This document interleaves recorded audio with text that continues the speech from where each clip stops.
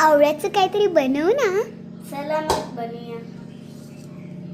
हवा के झोंके आज मौसम से लूट गए, मोनों की शुरुआती से मौसमों से लूट गए, बदल रही है जिंदगी हार जरा सवार लो सवार लो सवार लो सवार लो. आता आपण आवळ्याला चांगलं धुवून घ्यायचंय आपल्या हाताने. अजून एक चाकूने आपलं जे वरचं असतं ना ते आपल्याला काढून घ्यायचंय. चला मी तुम्हाला दाखवते. गाईच ती बनवती आहे तिथं. एक मिनिट. हो हो.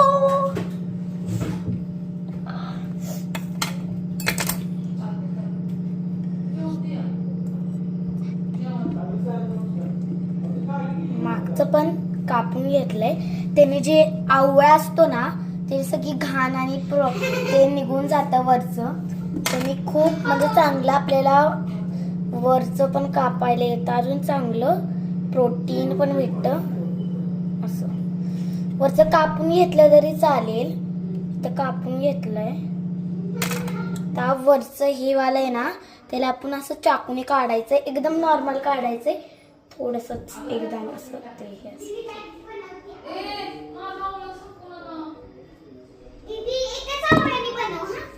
चला मग आता आपण आवळ्याने बनवूयात. तर मी जे आवळा कट केला ना तो मी इथं घेतलाय. थांब जरा.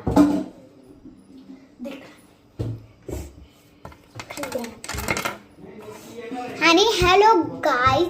मग चला मग मी आता आवळा घेतलाय. आता ह्याला आहे ना आपण जे कट करूयात ते मी सगळ्या आवळ्याला करून टाकलं.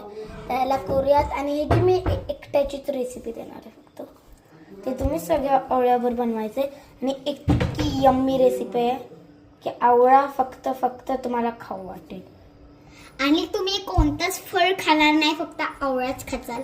तुमचा आवडत नाही ना तर तुम्ही आई आहात तर हे नक्की करा. आई झाला असेल तर बनव.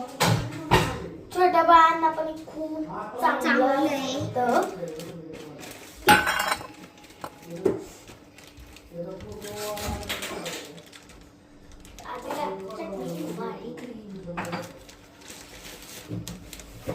आणि गाईज एक टिश्यू पेपर घ्यायचा.